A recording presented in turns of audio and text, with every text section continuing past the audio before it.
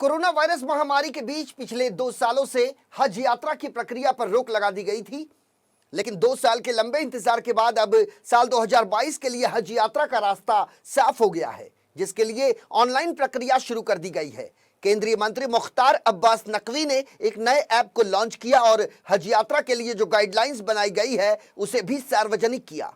आपको बता दें कि इंडोनेशिया के बाद भारत से हज पर जाने वालों की संख्या सबसे ज्यादा है। इस दौरान केंद्रीय मंत्री मुख्तार अब्बास नकवी ने उन लोगों को भी चेताया जो लोग वक्फ बोर्ड का गलत इस्तेमाल और दुरुपयोग कर रहे हैं।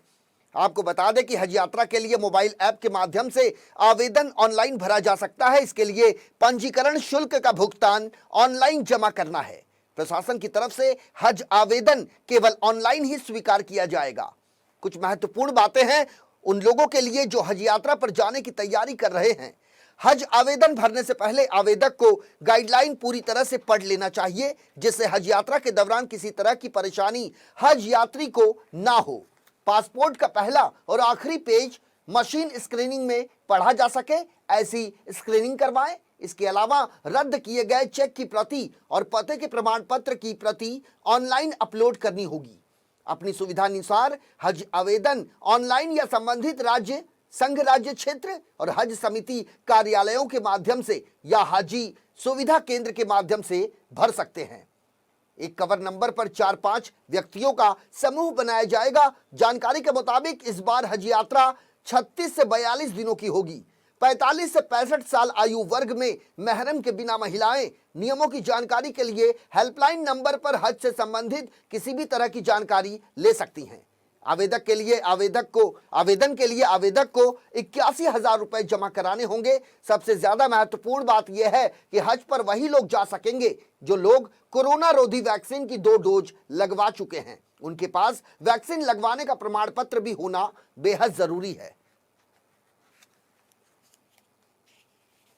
पिछली बार से कम हो रहे हैं, यानी 21 थे, अब इस बार 10 एम्बार्केशन पॉइंट से ही हज यात्री जाएंगे।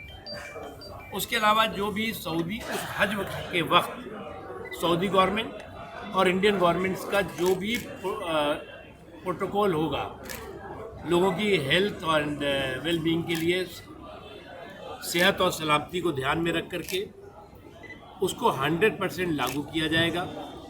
डबल डोज जो वैक्सीनेशन का है वो सभी को डबल डोज जो भी अप्लाई करेंगे उनको उस वक्त जिस वक्त वो जाने वाले हैं उससे पहले उनका डबल डोज का वैक्सीनेशन कंप्लीट हो जाना चाहिए।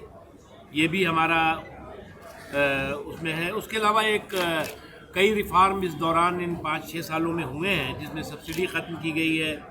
वीमेन विदाउट महरम जो है वो पहले जिस तरह की बंदिश थी वो बंदिश ख़त्म करी गई है और जिसकी वजह से 3,000 से ज़्यादा बिना महरम के महिलाओं ने हज किया है। 100% डिजिटल हज प्रोसेस किया गया है। इंडिया में भी और इंडिया के बाहर भी जो है वो जो हज फैसिलिटीज़ हैं उनको और स्ट्रेंथन किया गया है। इसके अलावा जो इस बार अभी नई चीज़ होगी वो जो हमारे हज यात्रियों को वहाँ पर कई चीज़ें थी, चादर थी, तौलिया थी, कंबल थे या और भी चीज़ें थी, छाते थे जो हिंदुस्तान से जाते थे, लेकिन वहाँ पर जो है वो डॉलर में उनको मिलते थे, यानी कि 100 की चीज़ 1,000 में। तो वो कोशिश की गई है कि वो कर रहे हैं हम कि इस बार जो लोग भी जाएंगे वो यहीं पे उनके एम्बार्केशन पॉइंट पे ये चीज़